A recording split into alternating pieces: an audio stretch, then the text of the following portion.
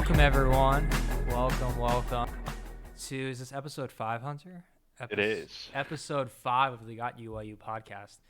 And we have with us two legends of the FGC, not just in California, not just in Southern California, but in the world. Mr. Alex Valle and Jimmy. How are you guys doing today? Doing good. It's Friday night. It's the weekend. Can't complain. Great to be here, guys. I wish it was under better circumstances that we would be at events, like high-fiving each other, fist bumps, seeing how your team's doing. But hey, you know what? We do what we got to do. We'll be back there.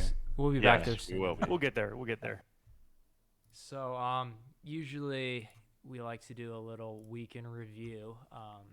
Since the last week's podcast, I think the biggest thing for all of us to talk about is there's been a new developments in Street Fighter.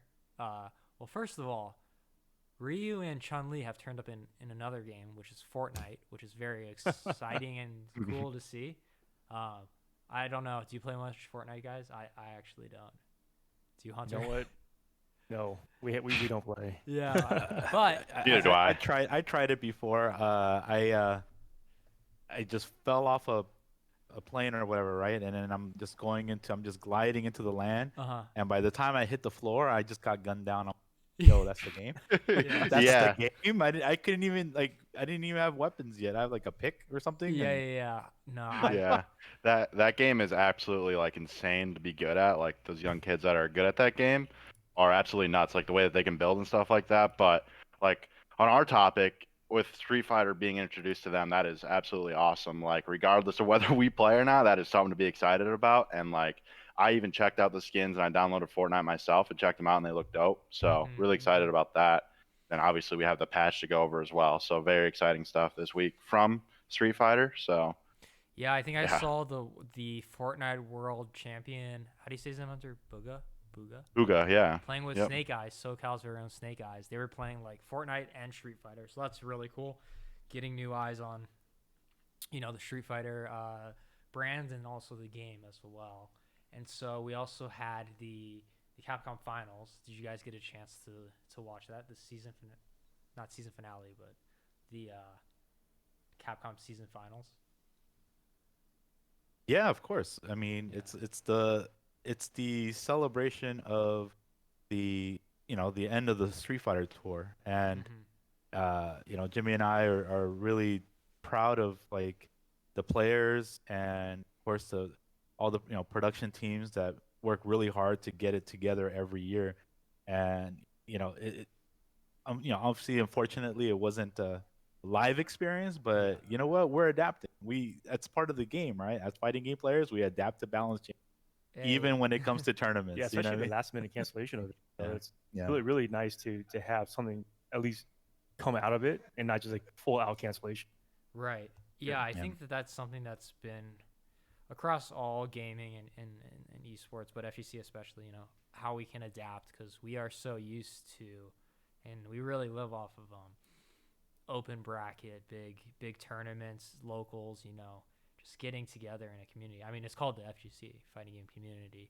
But, it's been awesome all year to see the adaptations from you guys as well with, taking Wednesday Night Fights online, which you guys have already been doing. But obviously now it's, a bigger part of Wednesday Night Fights than usual. But, like you said, we adapt as a community, and I think a lot of cool innovations come out of this. Also, we had this year, of course, Street Fighter League. So that was kind of more done in an NBA bubble type of scenario, I guess, keeping everyone safe with COVID protocols and things like that. But bringing everyone into one place, and, as the vaccine keeps rolling out, I'm really looking forward to seeing you guys offline again and seeing the rest of our FGC family. But, along with fist bumps and everything. Yeah. I mean, we don't want to come back too soon, of course, but I think things are looking up. And then, of course, there was a winter update, or is it called Season 5 or Winter Update? What's the exact? It's the winter update Yeah. on season 5. That's correct. That's the winter update professional on way season of saying 5. it. So we have. Would you guys call him a fan favorite? Dan Hibiki returning to the game. I love Dan. I mean, personally, I played Dan since Alpha 1, actually, where he was even more of a joke. But I think, I mean, he's quirky until everyone figures out how to fight against him. Yeah. So take advantage of it right now, before everyone figures out how to counter some of his antics. Mm-hmm. Yeah. I got a little bit of lore about Dan if you guys want in the we competitive love lore field. on this podcast. Yes, all right, absolutely. yeah. So this is an exclusive. Okay. Probably nobody knows about this. All right. So I met Mike Watson around the Alpha 1, era, like 1990. Okay. And I'm gonna fast forward, my meeting grounds with him. Yeah. He beat my ass, right? Like when we first played, as expected as a Street Fighter current one as a. But he was so good that even his Dan was and as much as a joke character you would think he is in the beginning, if you don't know the stuff, like, you're gonna get blown up. In that game, you can chain combo into special, so that's why he was really, really good. And then Alpha 2 came around, and that custom combo that was named after, called the Valle CC. So it's a proximity guard. If you're standing, if I activate, you're within the range, I can sweep you before you block. So I found out that custom combo with Dan. Oh, really? Yeah, with Dan. I was not in the strategy guide, by the way. Yeah, that was definitely not in the strategy guide because I had to save that shit for that. So. Save it for nationals. Yeah. Well, I mean, it wasn't that long from that B3 event since I found it, but it was definitely shared across everybody. So yeah, Dan is deep into the competitive sphere to where it is now, where you see Punk winning the first NLBC and other events with Dan. So Dan has a long, rich history. So is he a fan favorite? You bet your ass he. Yeah, I love seeing Dan back. Like, in this whole patch and everything, like, I absolutely love seeing it. And also, like we talked about earlier, like Capcom Finals, the whole like online circuit that we were fortunate to have, and given the circumstances, and Street Fighter League, like, just thinking about it, like with everything that's happened with Street Fighter, like, I'm personally like really thankful for the opportunities and all the different things that have come out since, like, obviously the pandemic and stuff like that. And getting Dan back obviously is huge. Like, the whole patch looks super entertaining to me. But yeah, I just want to say that, like, everything going on this year, like, very, very thankful for what we're able to accomplish and what we do have. Like, it's just amazing to me. Yeah, and giving thanks to Capcom as well. Probably don't know, but we're the ones who did CBT last year online. We took that all on board for them and transitioned, I think, quite successfully from an offline to online, and give everybody the chance to still compete, given the fact that everyone at home couldn't go anywhere else. So it was great. Kudos to Capcom to reaching out to us, turn that to online, and allow us to just show people Street Fighter is still alive. Fighting games is still alive. Community is still alive. That's all it is. No matter what you do, we're gonna come back.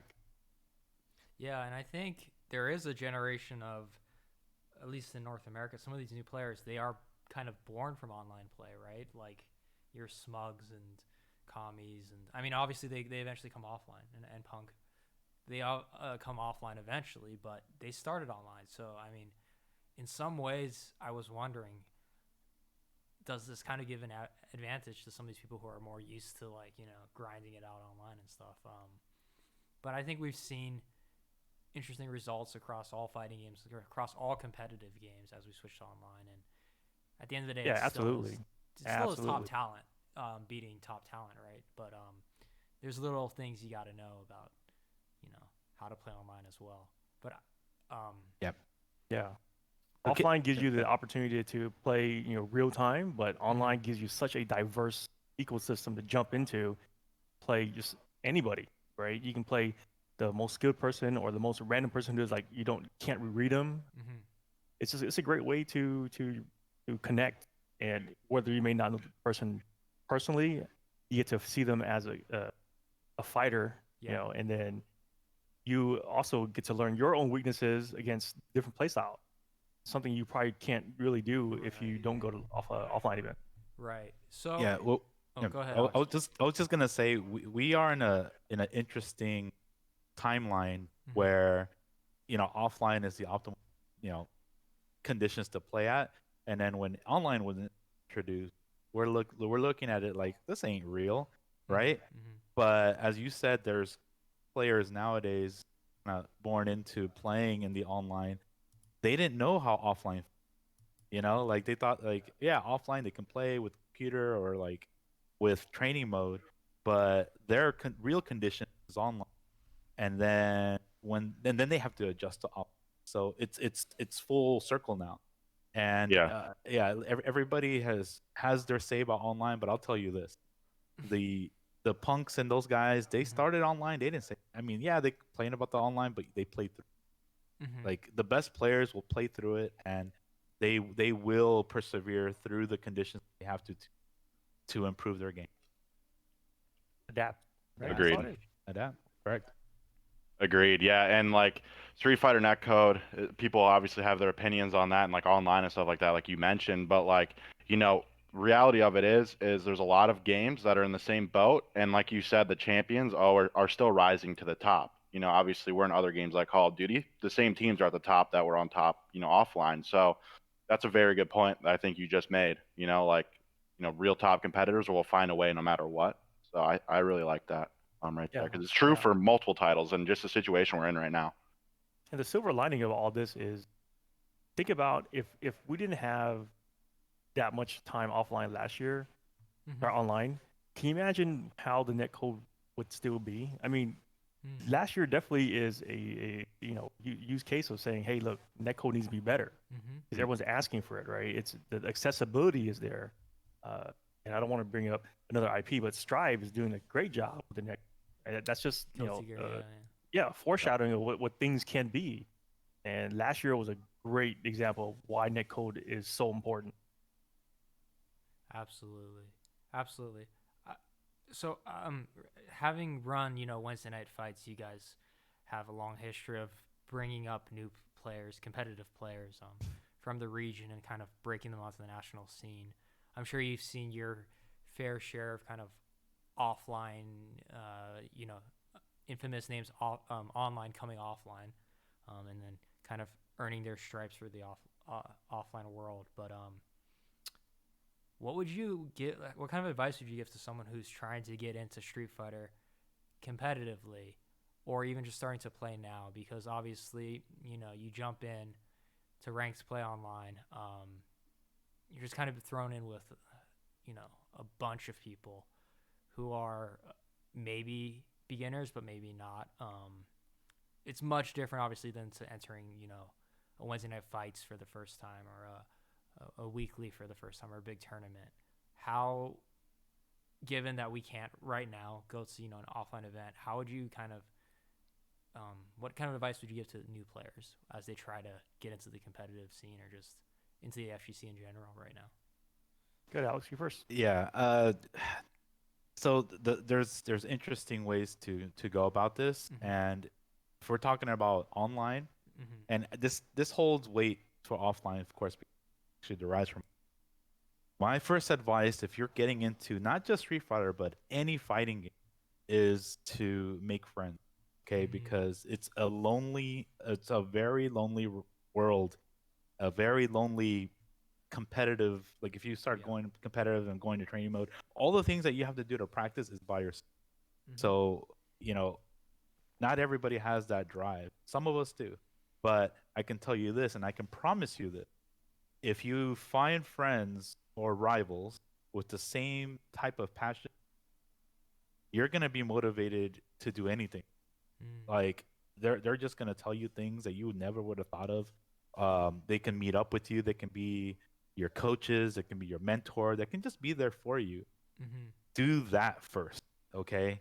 Like there's so many of us. You can reach out to any one of us. This is even before you even pick up the sticks. Like you're like finding out Yeah. who's the best what. Go to their stream. Be a part of their community. Look at that. You haven't even played the game yet, but you feel inclusive to it, and then you'll play. I'm being real here now. This is Yeah. like Yeah. 2021. So then when you're finally getting ready to play, now you have people to like talk to right away. You never feel like, oh, can't do this combo trial. I don't know what to do. Well, hey, I saw Smug do it for fun, right? And or one of his followers or something, and we'll have a conversation. And you see that that's the work of the community, and that's how it was in the arcades. In the arcades, you would go to an arcade, and you just see a lot of people. So it's unavoidable that you eventually have to talk to. You can be a loner and kind of like put a quarter in, don't say anything, but that's actually kind of more awkward than going like, oh, I got next, and Not say anything. not saying anything. So it's like that part, that the essence of grassroots community, it lives on through online. So I recommend that. And then the real nitty gritty is pick a character that you think looks cool. Just as simple as that. You just like, you look at a character, you're like, oh damn, character reminds me of like Magneto, and or this character is like big on buff guy. I'm a a bodybuilder. I'm a Dr. Danny fan. I'm gonna I'm aspiring. Anything that you can connect with. Yeah. And that doesn't even matter if that character is good or not. What's gonna matter is that you're gonna do fun and cool things with that character. Yeah, find identity. Yeah. Find identity with the character. Try to find something to relate, with the character, and say, hey, this is an extension of me, and how I express myself is through this character. Yeah. So after that, please ask as many questions as possible, because to your like I said, to your peers, or if you're looking at like a player that streams, and be very be very descriptive about your issues. Like, say, I'll give an example. Don't just go in there and spend your because the streamers, they try to answer as many questions as possible, but you got to put it in their shoes. Like, they can only have so many times. So if you ask a question, don't just go, I'm new to Street Fighter, any tips? That will take forever to reply to. So be specific. Yeah, be specific. Like here's a good example. Like, say, oh hey, I'm a Ryu player, and I'm struggling versus Cammy in that matchup. Like, what do you do versus her dive kick? Boom. Like, that's very specific. And then be courteous about their time. Just do one thing at a time.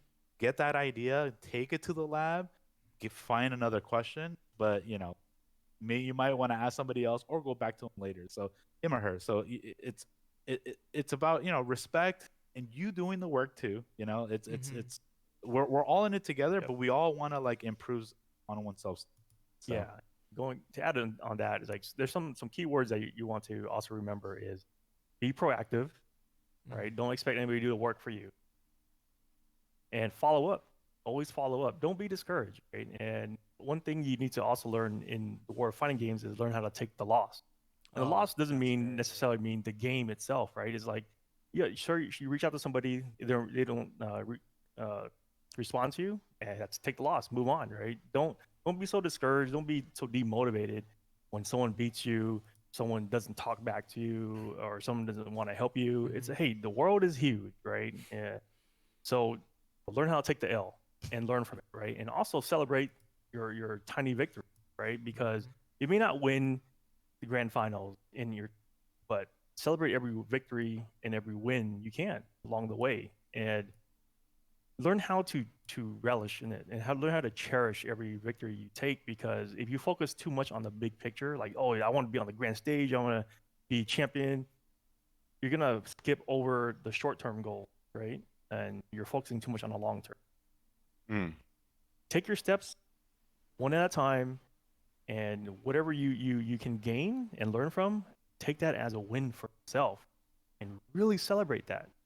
Don't think of, oh, I can't get to this level because of this and this. Like, you're just making excuses for yourself. So that's where the proactive part comes in. Keep at it. I know it sucks to lose. We all get salty. I get it. We hate getting beat down. But you know what? At some point, you're gonna learn something out of it. There's a lesson in every loss you take, right? And successes come from the loss. Yeah, I mean, you guys have seen, excuse me, players like all skill levels, at Wednesday night fights and with Level Up series, right? So I kind of want to touch on that in this podcast as well, because obviously, us at UYU, we watch a lot of Wednesday night fights. We watch all that stuff, right? And you're kind of, the guys behind it. So, like, how did that how did you guys start Level Up Series Wednesday night fights, and how did it kind of like evolve from there? Like how, like I kind of want to go like tell that story a little bit because it's like something that I've always wondered. Like I tune into Wednesday night fights, and I'm like, this is so cool.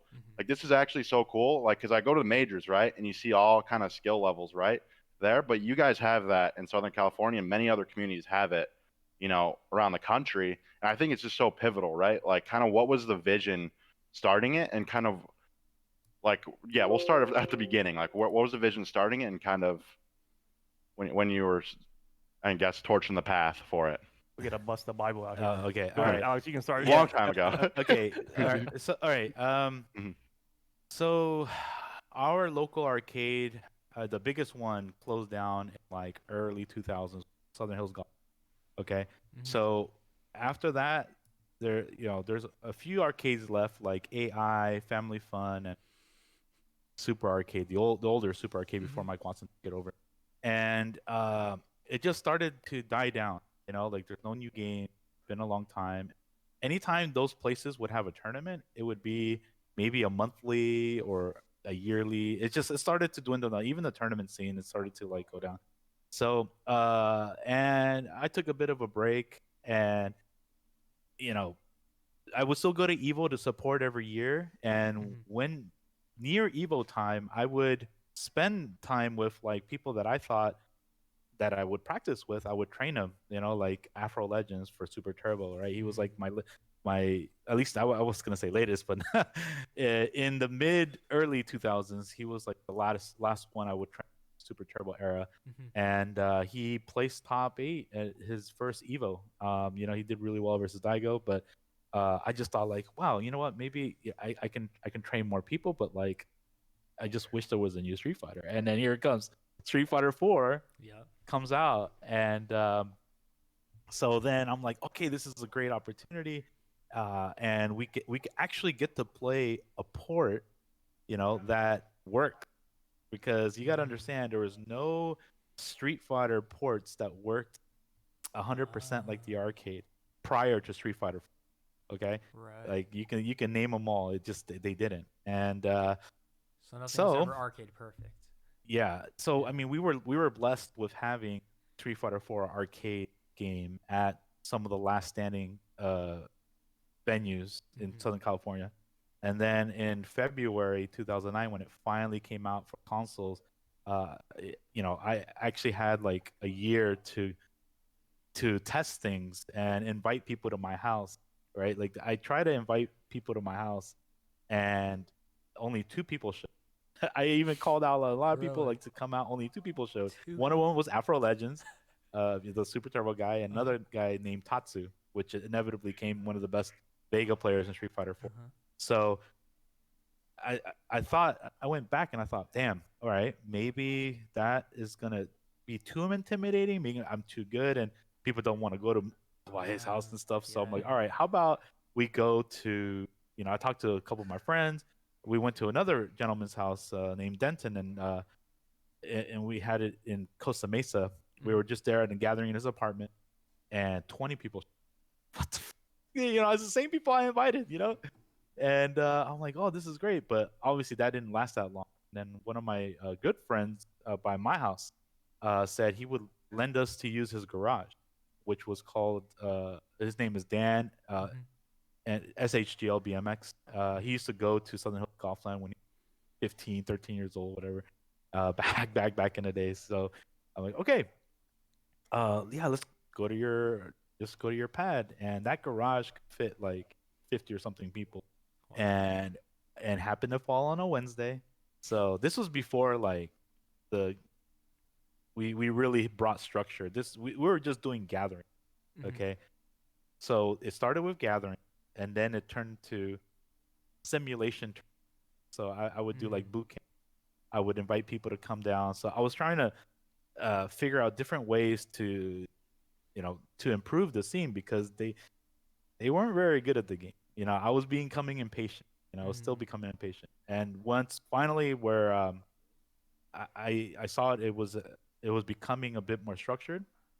Jimmy caught wind of it. And I haven't talked to him in a long time for since then because he focuses on his career and finished up his school while I was like doing my jobs that I just wanted to play games at the end of the day. So, but he came down and he had a conversation with me saying like, "Yo, this is really cool." That well, first he likes Street Fighter 4, but it's really cool, with what I'm doing. But then he asked the big questions from there. Like he asked like, "So, what do you want to do with this?" Right? So then I'll let him kind of dabble from there. Yeah. So the goal, even for Alex's story, the lore there was we actually met in the arcade at Golfland, and back then, like all of us, we played Street Fighter since the World Warrior days, and growing up, grade school, sorry, junior high school, playing that stuff. But I didn't meet Alex until after he won his Alpha 3 championship back in '98. Yeah, 98. 98. And so I got introduced to Golfland, as Alex mentioned, and that's when I started to take competitive Street Fighter seriously. But then obviously the caliber of players at Golfland, I would just stomp. I would go like 1-2, sometimes 0-2. And I think at that point, you know what? No one's really capturing all this action going on.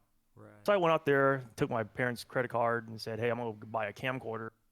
Started capturing tournament footage and to distribute that on VHS, not DVD. We're not there yet, right? Wow. On VHS. Yeah. And I worked with the arcade operator at Bylon to get direct footage from the cabinet itself. So I started with CVS 1, then Marvel 2, CVS 2, and just really started capturing the matches every month at Golfland. So that became more of the passion. So instead of focusing all my time on competing, I wanted to showcase players like Alex, James Chen, and anyone who played there and say, here's the caliber of players you're going to see at Golfland. This is SoCal Street Fighter, right? And I like to say that I kind of helped fuel the West Coast, East Coast thing because footage was starting to be distributed. And from there, I started uploading that digitally to shoryuken.com, helped out the Cannon Brothers there. That became my passion, is post-production of tournament footage. So then fast forward past the dark ages of Street Fighter to Street Fighter 4, I'm sitting at work thinking, you know what? What can I do to get back into this whole Street Fighter thing? And then announcement of Street Fighter 4 came out. I think everyone and every single person, old school guy, was like, "What? Finally, a Street Fighter 4!" And that's when I said, "This is it. If they're gonna come out with a console port, we can definitely capture footage a lot easier and distribute that." So that got my footing back into doing what I wanted to do. Then I caught one of Alex doing his thing and said, like he said, what do you want to do with it? What's your intent here? Do you want to, train the next generation of fighters? Do you just want to school them and show them, how you play Street Fighter? And that's where we met other people who had the same passion, and AJ Papa at that time started doing some streaming on Ustream. And I said, "Oh, we can do live streaming now?" And because back then when we were doing the Evos, live streaming was pretty much non-existent. Networking was so bad, technology was pretty bad, and we could never get anything really, really good going. So thanks to AJ and his equipment there, I got the inspiration to say, you know what? I just want to start something amongst me, Alex, and AJ, and whoever else was there to do Wednesday night fights. When it wasn't called Wednesday night fights yet, it was just more of let's gather, let's show people how to play Street Fighter. Alex, you can train people using Ryu, Bison, whoever, and then we can showcase matches.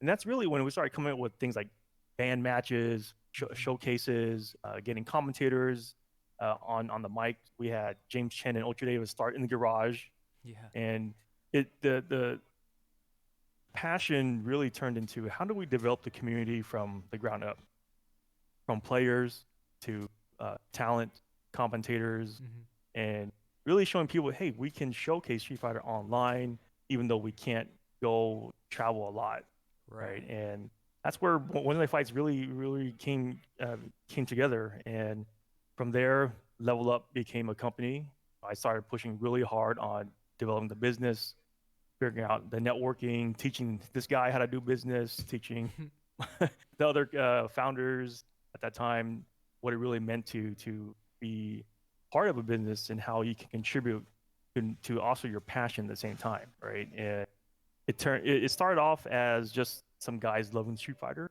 and it turned to an events company that did events, tournaments, and there it just grew and grew, and we did all kinds of games, all kind of live streams. We did a lot of white label events, and while a lot of people saw us as trying to make money, we really weren't. We just wanted to have fun and go do what we did back then and turn into something more modern. Yeah. That's why I still had a day job. I was still carrying a day job up until last year when pandemic hit and I got laid off. So we're not making money. We're just doing it for the community. Right. I mean, the community was already there, but it wasn't until you kind of were able to marry that to I guess the technology came along at the right time too, to really get the broadcast footage out there. Because I mean, if people I always use this analogy of like the UFC and the Gracie family. Like if they were just always beating people up down in Brazil, but we never got to see them on that first UFC where they came to America and beat every other type of martial art, the world probably wouldn't know about Brazilian Jiu-Jitsu. We wouldn't know about this whole thing of no holds barred fighting. Yep. It really is the broadcasting of stuff and getting to show the strengths of the scenes, like the players, and like you said, like the community and everything there. So, I mean, I think without the foundation that you guys laid, a lot of what we have now, really wouldn't be here. And you really were kind of pioneers in that sense. It's always interesting to me when people are able to ride the technology wave at the right time too. That was really kind of before even YouTube, I'm guessing, right? Oh yeah, YouTube was. I think they were just already graduating from their garage into the empire they are now, and that's when Justin TV came out, and then shortly later rebranded themselves to Twitch.tv. So yeah, we started on Ustream, then Justin, and then Twitch. And wow, that is like some stories that like I personally, like when I joined UIU, I immediately started watching the WNF and I was like, dude, this is so cool. Like I want to know the past on it. This, what you guys have told me, like starting like in your apartment or your house or whatever, and then going to the garage, like that is literally like the coolest thing ever to me. But like I kind of want to like know more. Like obviously like WNF now I can watch it and I can see what's going on, I know what that's like. I've been to locals, I've been to majors and stuff like that. But kind of like before then, like when you said you met in the arcades, like when around what time period was that? And like what and kind of what was that atmosphere like for the viewers that don't really understand what arcades were like how many people were there? Did you play, one game, two games? What was the kind of what did that look like, back in that time? So I'll start since I would go from my perspective because I wasn't really a top player back then. I met Alex in 1999. That's 22 years ago. Yeah.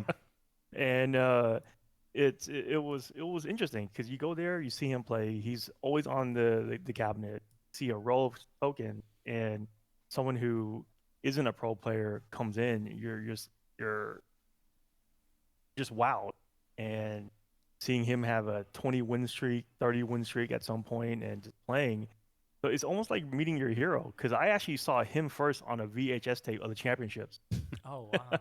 Then I met him later after the fact, and I actually went to his apartment. I saw the cabinet he won. Holy crap! You have a big Capcom blue cabinet, bro. And I was really shy because to me, he was the top dog at that point.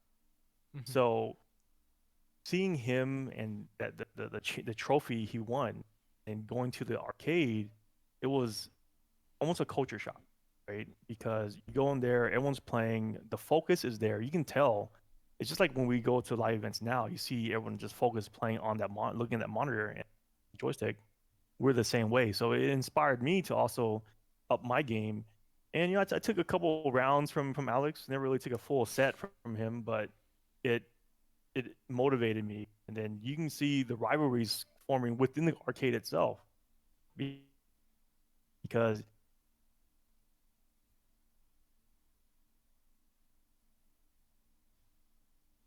I think it's lagging a little bit right now. Yeah, it's it's all good. kind of like how we have region battles now. Back then, it was arcade battles with the same city, some deeds, and then get dirty looks, and then Alex himself would go in there and just body everybody. Eventually, at some point, get threatened too. There's more stories about violence back in the day too, because gangs played Street Fighter back then, and Oh, it really? was crazy. Really? Yeah. Wow. Okay. Dude. We'll take it way back. We'll take it to This is what I want. 1991. Okay, Oh. I'm about 13, going on 14. I'm going to my, I already, as a Nintendo nerd, and I've been Yeah. to arcades. That's going to arcades is it's literally like if you were into pool, if like pool, a shooting pool was very popular, and it's like everywhere. That's just the thing that you did. Okay, that's part of the things that you did. You like going to the movie, Right. going around one of these things. So it was a thing to do. So from school to on the way to school and back, I would stop by either a convenience store, a liquor store, and I would play just video games. Street Fighter wasn't out yet. Once it was, like I went to my 7-Eleven. I wanted it. Oh, my mom told me to go get me like quarters for the laundry, right? So and you know what you do as a kid, right? You take some of that money and you get Tax. some snacks, you get our quarters, right? And then you're like, wait, what's this? And you see, okay, back then these arcade games were played like just one player playing like a for score. It wasn't really a competitive unless they're both trying to beat the boss. So once Street Fighter came out and I saw people there, and I'm like, oh, okay, that's cool. That's awesome. I stayed there for a few hours. My mom's all like, where the hell, just paging me and shit. Like, where the hell are you? And then I'm like, oh, if they have this game here, let me go to the next block. Let me go to my arcade and see if they have it there. Of course, they're gonna have it there. So when I went to my arcade, it was called Beach and Warner Arcade in Huntington Beach, California. I went over there, and there was like 15 of these, and every single one Wow. had about 20 people on the machine. So, Every single one. Okay, so yeah. you look at that, and you look at how Wednesday Night Fights, the live event in the esports arena, that was like that. It was exactly like, okay, I fell in love instantly with that, Yeah. dude. I was like, bro, I can challenge these guys. Endless competition. I've never seen these people in my life, and that's just one venue, one. Right. Yeah. One. So like, I'm like, I was so after that day at the arcade, because it closes at a certain time, right? I would just walk and I go to my laundromat. It's there too. So that's what people don't realize. The culture back then was, imagine if every town, every 7-Eleven, every pizza parlor had your game, you wouldn't care for netcode. You wouldn't care for online play because you would play those guys. And you know what? Also back then, I know that I don't want to ruffle too much on this topic, but the level of competition, because the games weren't like frame intensive and they didn't have a lot of battle mechanics, but people dedicated themselves to be the best at that location. They did whatever it took. They did whatever it took. So and it was the age of exploration. Like, oh, you tick throw me into whatever, or you glitched me out or something. Dude, it was hyper competitive. All right. So, how does this all translate to going into like how Wednesday Night Fights develop? Is like me and Jimmy, like we met at the arcade, and it wasn't as the Wild West as before, but it was still more of like now where California has kind of been found out. We know the best players in like LA, Orange County, Inland Empire, San Diego, NorCal. Yeah, we know California, but we don't know all of Arizona. We don't know Texas. We don't know. That's the next step. So it was a gradual like how does California fit into all of this? And that's why my handle is called Cali Power. You know, Right. it's I went from all the way down to San Diego, all the way up to Folsom, Sacramento, kick everybody's ass. And Yep. I called out Yes, sir. everybody. This is Mike Watson's talking Yeah. because I called out everybody to come out and play. Like, yo, that Ken player from whatever. I would go to the store manager and I was like, hey, go call the best player here. I'm waiting. Tell him if he beats me, I'll buy him lunch. Like I would do whatever it takes to play the best player. It was like super hustle, super like, this is the way. Twitter wasn't around, so this is how I got Right. my name out there. Because it's like, yo, that guy from Westminster, California, or that little Mexican kid they used to call me, that little Mexican kid from Westminster, California, is Yeah. calling out like some big ass guys, some gangbangers. Good thing some of my friends were gangbangers, but I wasn't one. But I'll tell you, you also need, if you were gonna come like that, you needed to come with a crew, Yep. or especially That's to a new right. town. If you didn't come with a crew, you're gonna it's gonna be bad news for you real quick. So So, let's add more on why gangs Uh. were involved. It's because when you Yeah. look back at Word Warrior, and Uh-huh. what Alex said was not an exaggeration. Literally every place you go to had at least 3 Street Fighter 2 machines. And this happened all the way to Super Turbo. Bowling alleys, ice skating rinks, arcades, laundromats, liquor stores. The bigger the place, the more Street Fighter machines you're gonna see, right? That's how much outreach this game had. Mhm. So can you imagine, even in the bad areas of neighborhood, had a Street Fighter machine. And of course, when gangs needed a way to get their frustration out, they went to Street Fighter. And of course, when a city has rival gangs, guess what happens? They go to a local arcade, which has whether the latest Street Fighter or even the older versions. Right. Someone gets thrown. Oh man, Yeah. being thrown back then was not the thing to do Yeah. because you get into fights. So I live in Westminster. So this is AKA called Little Saigon, biggest Vietnamese community outside of Vietnam itself. Oh Okay. wow. And when I moved into this area, I had to be escorted by my Asian friends to certain regions to play. No, literally, Wow. like, because Yep. there was a group of. See, this is before no loitering signs were around. Uh-huh. I don't know if you guys remember that, but after school ends, all the kids would just congregate at parking lot, Yeah. like 100 deep. It's crazy. A lot of kids anywhere, right?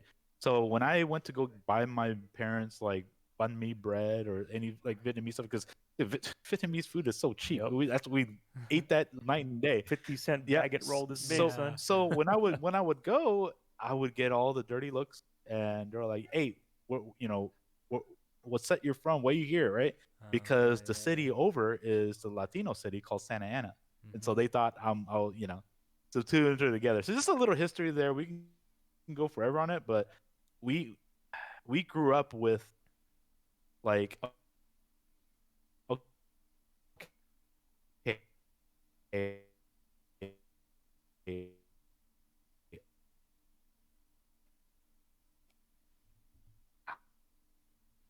how did we made it a point with the store managers and the arcade operators? Hey, you should have these rules. Hey, you can't have people that are not, if they're just sitting around not spending money, you gotta watch out for them. If we're coming with a couple, warning them, and we eventually make sure it was somewhat of a safe space. And we took all that knowledge, right, to welcome the next generation of players. Like, hey, I'm inviting them to my house or a garage. And then after that, it went to a Dave and Buster's. It went to a Hollywood Park Casino. It went to the Proud Bird. It went to Super Arcade, Mike Watson's place. And eventually, all of this was learning experience of what we had to deal with in the past. Yep. So Right. everything that people are experiencing now, of course, like all the crazy stuff that's been going on. Yeah. Of course, we've been there, but we want the way that we help people is we're in a personal level. Like we help them and we talk to them in a private manner, because the more the public knows their struggle, a lot of people, like, if it doesn't happen to them, they don't know. So that's why we Definitely. we don't, we're trying to make safe spaces and learn a lot. Plus, you know, having as many games as possible for everybody to play. Right. And without that type of formula, Wednesday night fights would have never like progressed out of that garage, because we knew what was coming after that. Because the more public it is, the more problems gonna come. So many amazing people to cater to. A lot of old lessons from our past to help us guide how not to behave in the community, and just let you know, the whole gang stuff faded out really quick. I think around Super Street Fighter 2, it started to fade out because, police activity started to ramp up, and arcades actually became more safe at the time. And arcades were closing because of violence, right? So it evolved quickly. Don't think it lingered that long. Right. Yeah. So, as you know, it was very regional kind of thing, and even neighborhood kind of thing of who was the best. Around what time did you guys start to have battles with people from other regions, or even, like you guys are the godfathers of SoCal regionals, right? Which is more than just SoCal. That's for the whole, really, not just Western region, but the whole country to come to. How did that next step kind of go from arcades and Wednesday night fights to just more of a not just national but even global competition? And how did that all really change everything? Well, I think it started in the garage actually, because when some of the old school heads came up, play from San Diego, right? And then they're like, "Oh, dude, you guys are doing something? Is Valle playing it again?" So it started there slowly. But I think as we progressed to different venues, Dave & Buster's, and the timeline Alex laid out, people started getting more wind of it, that, there's actually competition here, and they would come as far as Las Vegas initially, and then Central California, and I think up to now we have people sometimes come from Arizona. Yeah, when you have something big that happens at Wednesday fights. Yeah. So, to add on what Jimmy's saying is, it actually, this came from the arcade era, because as soon as I've shown my dominance in that era from '96 to 2001, the competition came to me, like at Southern Hills Golf Club. Okay. Like people that had a vacation, right? That wanted to go to Disneyland or something, they came. They went to go play me. They called the arcade to find out if I played. Wow. That if I or whatever or whatnot, and I would make appointments, come down and play and whatever. So and that happened now, or at least when we had a live event, like players from around the world, and you've seen, like they come out and they purposely, if they had to be in California for the weekend, they purposely come in on Tuesday because they want to stop by Wednesday night fights. A lot of stories about that one Yep. too. Oh yeah, they want to stop by Wednesday night fights, especially like when Capcom does a lot of their pre-production stuff for Capcom Cup. All the players request to come to Wednesday night fights, or from any genre of gaming, like even like other first-person shooters, like some pro players came down, League of Legends guys came down just to visit, right? Esports Arena also giving them huge props, because they cater to all the other genres, and they do the same things like we do, like trying to find the diamonds in the rough for other like all the other genres that we mentioned. And they also curious, like, hey, how are the fighting guys doing? And they invite them on Wednesdays. So like, I would have to pat ourselves on the back for making the place like that accessible. And even if you didn't like fighting games, but you're curious about it, we have an event for you. So that's the essence of Wednesday night. Yeah, it's like every venue we were at, there always had Alex as the attraction. Oh, why is doing this? Why is doing this? But then as we went to each venue, new emerging players were coming up too. So props to them for making a place for themselves at Wednesday fights. And, I can go play this player here. Let's go, And then when we went to Super Arcade, of course, the friendship between Alex and Watson. I knew Watson too back then as well. But just having two old farts there at the arcade come, and that's also an attraction there. So just naturally the history of how we came up in arcades, followed us through Wednesday night fights, and it benefited and helped bring community together. That's awesome. And Yeah. speaking of that, actually following this podcast, we actually have a 3-on-3 West Coast showdown on the latest update of season 5. We have JB, Samurai, and Nephew taking on Alex Myers. I think these are actually. I'm pretty sure every one of these guys has come through Wednesday night fights. Alex Myers, Chrissy CH, and Filipino Man. So that's the two teams there. Do you have any predictions on that? I'm just gonna throw it up there. I'm gonna always root for the rising stars now. I think Chris CH, it's his time. It's definitely his time to really showcase the consistency now. Yeah. It's not like a breakout anymore. Yeah. He's beaten Daigo in Capcom Right. or Capcom Pro Tour in Canada. That shows that he's got the potential, and on top of that, he's top 3 in just about every Wednesday night fights online. He's already done well offline, but online, and it's like there's no stopping his momentum. That kind of and he is he barely like 20, 21 now? He's real young. It's a young, Something like that. very, very young. He's got such a bright future, and on top of that, he's got Luigi as that rival, which is another monster into the scene. The Mario and Luigi brothers, right? They're it just reminds me of like how me and Choi and me and Watson like our dynamic. Like we played so much and we're so competitive against each other, and that's all it takes. You only need a couple, right? You only need that those 2 or those 3. Like look at Big Bird and Angry Bird, right? Exactly. That's a perfect example from the Middle East, and they're just tearing it up. As long as you have that going on, props to him, to Chris CCH.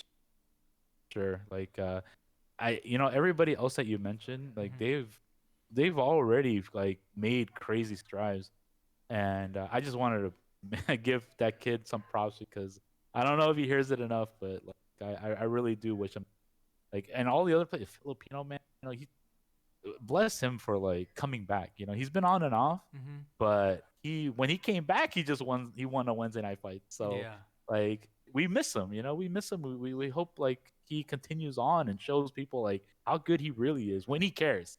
He's kind of off and on. Anton has that funny side of him where he's like, I don't care what it's ever, but when he turns it up, he can turn it up. Yeah. Yep. I think there'd be a potential upset here. So the underdogs. Yeah, obviously I always root for my guy JB, but I'll agree on Chris CCH. Before recently, I remember watching him play like Sakura and stuff like that, and I was so impressed by Chris, and he's so young that like I agree. Like I'm always rooting for that up and coming talent. It's something we as an organization obviously pride ourselves on, picking up people and kind of guiding them on their way. So like Chris, I hope to see good things out of him tonight, but hopefully we'll see how it goes. But yeah, Jimmy, who do you think's gonna take it? Underdogs. Underdogs. That team. Yeah, I mean, Okay. I think with Samurai, he can be his worst enemy. You've seen his play. Like there's times when he's like just tuned in, dialed in. Sometimes when he gets on that little rocky foundation, he can really crumble down. And so we'll see. We'll see what version of Samurai that comes out. If he's on his game, but I'm always rooting for underdogs. Sure. Yeah. To add on that, like Samurai, he's been in the show. He's been in Street Fighter League. He's been in Capcom Cup, right? So if anything, the pressure is more on him because Chris CCH. If Anton takes it seriously, like that's who I would worry about. I would worry about the new kids, kind of like when Justin Wong and I was like on the top. Like me and Duck Doe were the best in Marvel Capcom 2 in the West. Right. And then when we finally fought like East Coast competition and Justin Wong was coming up, we're like, all right, we have our game plan. We saw him play and we're like, word? Yep. Word? He tore us up. Oh man, we were not ready. We were not ready. East Coast Marvel was too good. We're not ready. Yeah. There's some absolute legends from the East Coast from Marvel. I mean, we're talking about Chris G, obviously from New York, and then there's a Yep, whole yep. bunch of other people out there, Oh man. yeah. I can't even imagine. That'd be crazy. So And just so you know, we took Uh-huh. Marvel in the USA versus Japan MVC2. Oh We yeah, took yeah, that yeah, we one. did.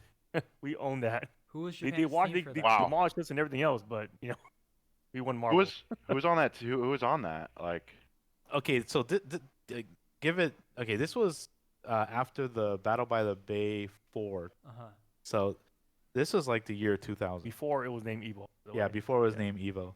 And I don't know if you guys were aware of this, the first USA versus Japan exhibition in Capcom game. So, have you heard of this yet, or no? I haven't heard of this. The first ever I exhibition. This is the Oh first. Okay, okay, yeah, it's I know story about time. you versus Dago. okay. This is Uh, this is before that? this is After no, that. this is after that. After.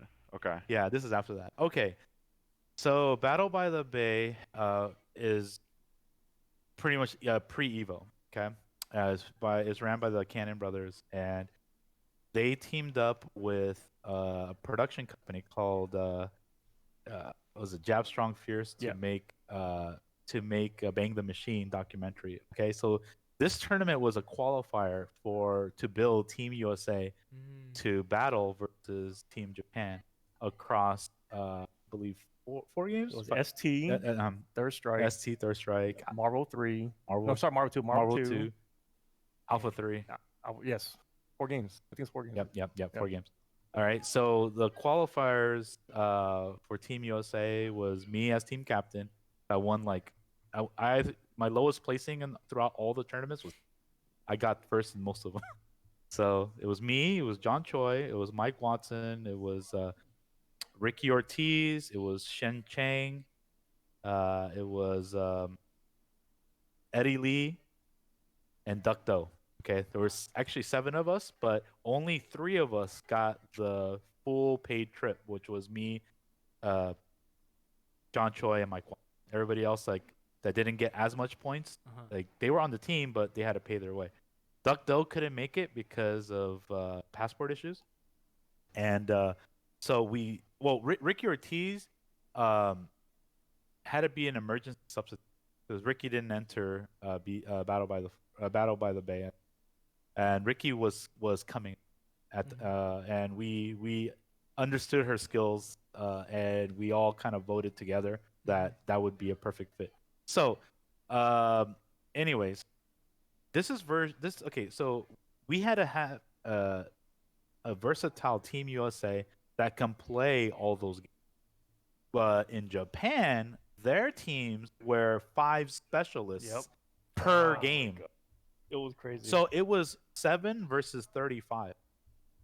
And there was this crazy shot in Bang the Machine. Hopefully one day it's you guys can check it out if you. But you can see like just Team USA come up as the 7 or whatever, and then 35 of the Japanese best players just, and they're like bow and everything. We're all like bow, and so the square off happened, and I believe Super Turbo was the first game.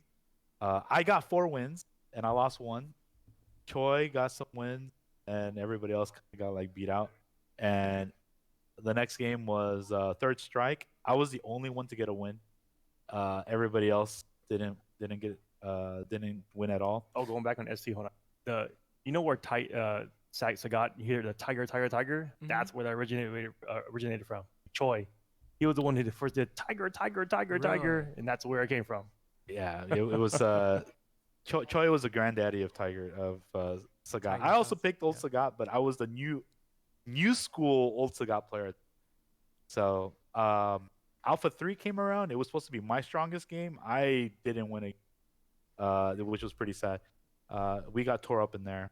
Then we tallied up the points, and Japan beat us out of it. But it was actually fairly close because Marvel we skunked them, and in Super Turbo, since we got a lot of good points, it was actually Watson that came up a little bit short, and we actually could have won. So think about this: the way that we were built back then was we had to be the best at multiple versions of Capcom games versus the very best of each of the Capcom game titles in an exhibition. Right. Do you think there's Wow. that's like saying you have 7 Sonic Foxes on it.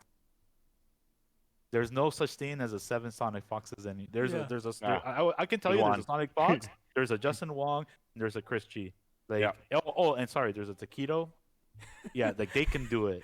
But if you can kind of count on your hands how many can be the best at an era in all of the games In at every one game. time? Yeah. No way. It's just tough now. No. Too many games now. Yeah.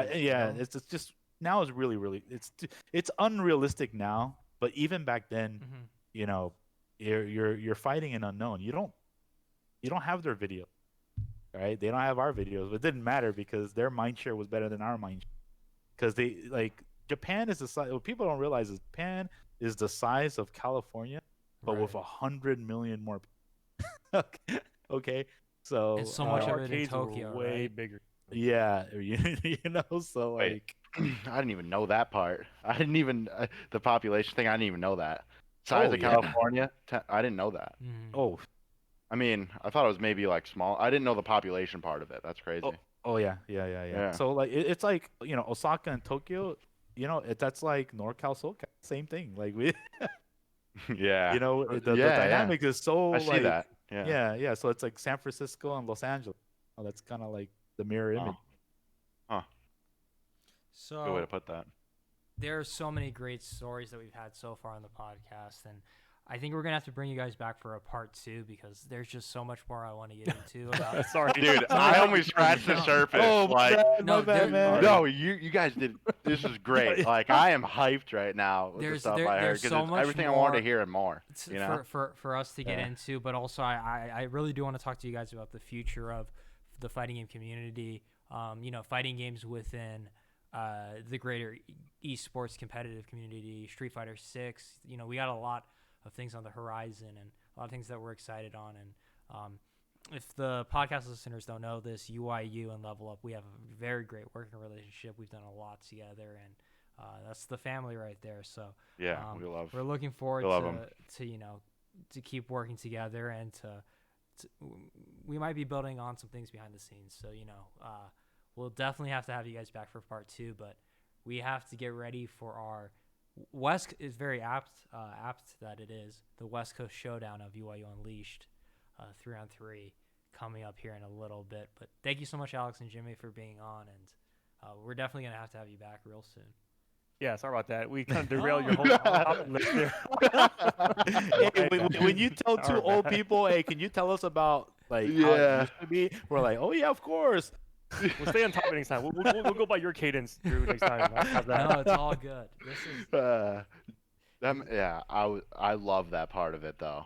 Like, I'm glad you guys did that, but I'm glad that we also get to see some new talent here tonight on our channel. Some new and obviously a little bit older talent, but it'll be good to watch. I'm super excited. I think, Drew, we're gonna pass it over to an intermission screen, then get into that. Is that correct? Yeah, unless do you guys want to? I could drop you into either of the rooms and do a little pre-game talk if you want. We've got JB, Nephew, and Samurai on one team, and we've got I just see Anton and Chris right now on the other one. But let me just do